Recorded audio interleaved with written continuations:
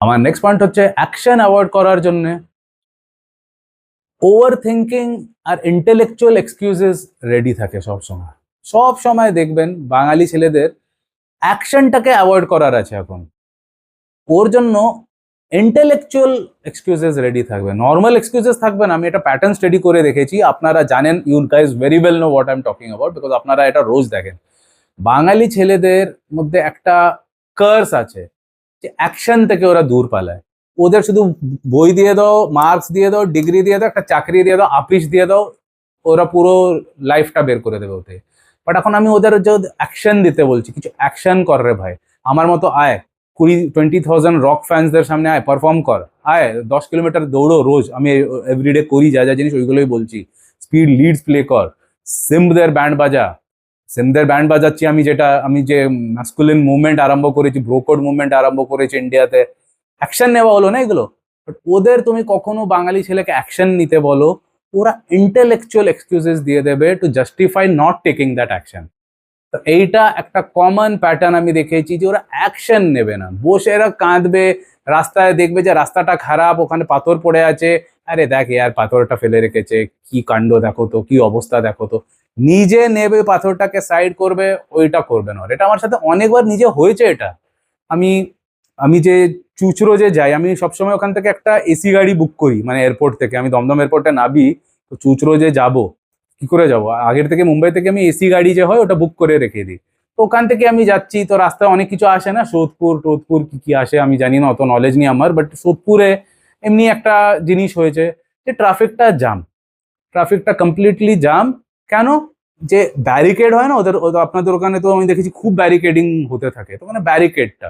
But আমি দেখছি অনেক লম্বা লাইন, সিগারেট খাওয়ার জন্য নিচে নেমেছি, খেতে খেতে আগে দেখলাম কি, দেখছি যে ব্যারিকেডটা আছে ওইটা না পড়ে গেছে কোনো কারণে, কেউ ওটা তোলারই জন্য রেডি নেই। তো বাস, এটা দিয়েই ওরা অ্যাকশন নিতে পারছে না, আমি ওটাকে তুলে হাঁটিয়ে দিলাম, ভেহিকেলের মুভমেন্টটা পাস হয়ে গেল।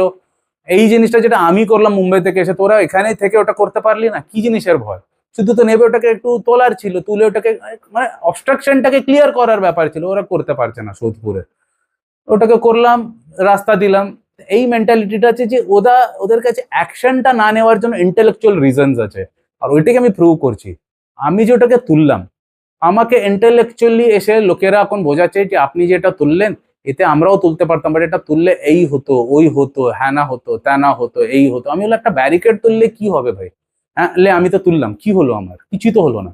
একটা ব্যারিকেডই তো, আমি কি কাউকে খুন করলাম, কাউকে মারলাম? ব্যারিকেডটাকে একটু হাঁটিয়ে দিলাম একটু রাস্তা দেওয়ার জন্য, এইটুকু তো তোরাও তো দিতে পারতিস। ঠিক আছে কিছু হতো না, তোরা যে এত ইন্টেলেকচুয়াল আমাকে বোঝালি, কি হলো ওতে? আমি তো করলাম, কি হলো? তোরা যে 100টা যে মন ধড়ক কাহানিয়া মানে মাইন্ডে ইমাজিন করে নিলি যে এই হবে ওই হবে, কিছুই তো হলো না। তাহলে তো এটা আমি পুরো লাইফে proof, proof, real life evidence দিয়ে আমি আপনাদের বলছি।